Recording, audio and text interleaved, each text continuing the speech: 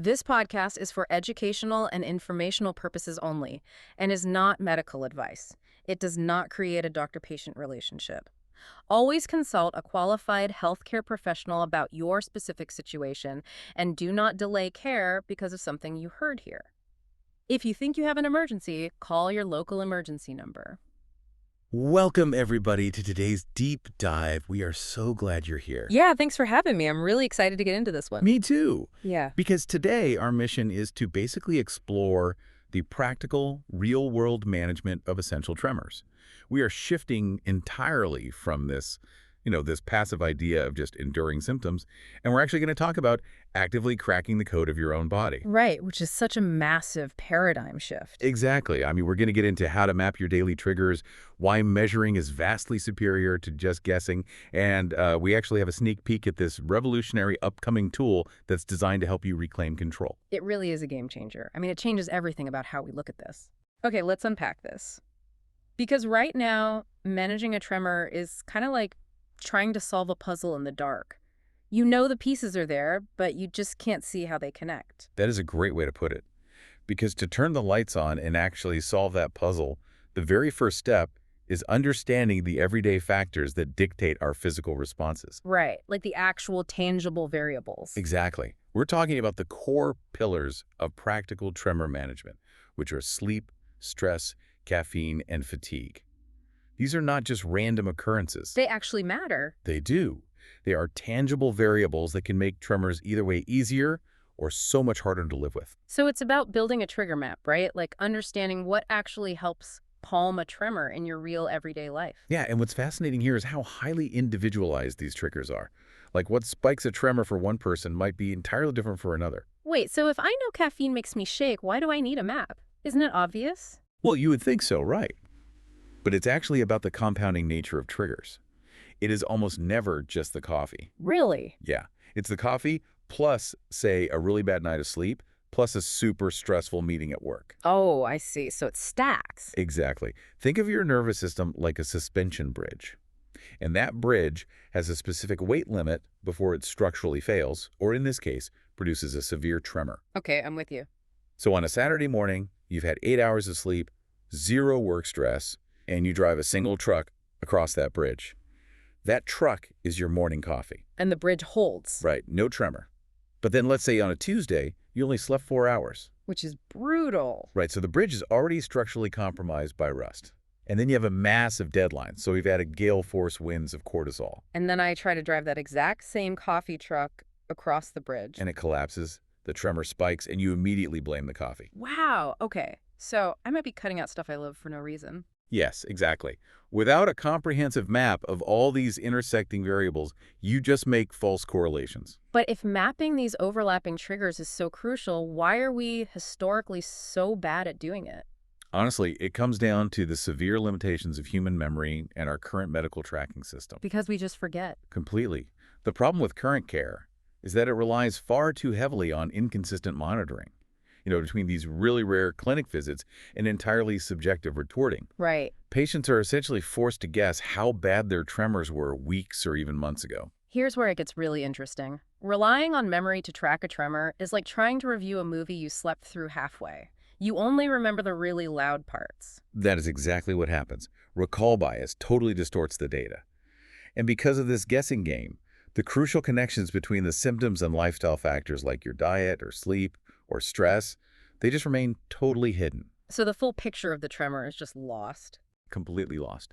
And this is why shifting from subjective memory to objective daily measurement is an absolute game changer for the patient and their healthcare providers. Okay, but knowing that objective measurement is the answer, how do we actually achieve it without, living in a lab? Like I'm not wearing electrodes to the grocery store. Right. Nobody wants to do that. Yeah. And that naturally introduces the solution, which is turning everyday moments into measurable signals using the tech we already have.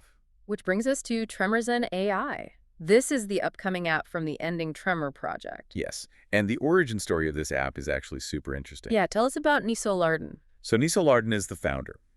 And after he was diagnosed with essential tremor by Dr. Jai Grewal, Niso started noticing his hands shaking during these really simple everyday activities. Like what?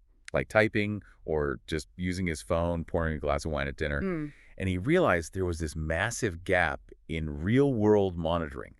The doctor only saw him in the clinic, not when he was struggling to So text. he decided to fix it. Exactly. He built Tremorzen. And there are three main functions that make it work. First, it does these voice-guided assessments. Oh, like it talks to you. Yeah, asking about your lifestyle and triggers, and it's in over 20 languages. That's awesome. Then it has these 30-second objective tests built specifically for essential tremor. It uses the built-in phone sensors, speech analytics, and even computer vision. Wait, computer vision, like it watches you. Yeah, for things like spiral drawing and tapping tests, it tracks the exact micro movements. Wow. And finally, it provides this really comprehensive tracking that combines your subjective experience with that objective data. And he uses all of that to generate highly personalized predictions. So instead of a doctor asking, how was your month, your phone can literally say, your tapping was 15% more erratic on Tuesday when you only slept 5 hours. Yes, literally exactly that. The power of this data is that it does the math for you. It builds the trigger map automatically. Okay, tracking is brilliant for sure. But what happens when you are actively experiencing a tremor? Like passive measurement is great, but I want to talk about active in-the-moment support. That is where Tremorzen goes from being just an observer to being a smart companion. It's not just taking notes. It's designed for proactive care. So what does it actually do in the moment? It was have these embedded calming tools. For example, Call Me Vibrations. Wait, vibrations. If my hand is already shaking, how does a vibrating phone help? It sounds counterintuitive, I know. Oh. But it uses localized peripheral sensory stimulation to essentially create a traffic jam in your nervous system, which disrupts the outgoing tremor signal. Oh, like it distracts the brain's glitch. Exactly. And it also includes calming exercises and EMDR. EMDR, like the eye movement therapy on a phone. Yeah, cognitive therapy style support right in your pocket. It uses bilateral stimulation to force your fight or flight system to stand down. It cuts the adrenaline pump when you're panicking in public. That is so wild, and nobody at the restaurant even knows you're doing it. You're just looking at your screen. Right. Discretion is key. And this creates a really unique dual value proposition. Tremorzen gives you immediate, personalized insights and relief right now. While also doing what?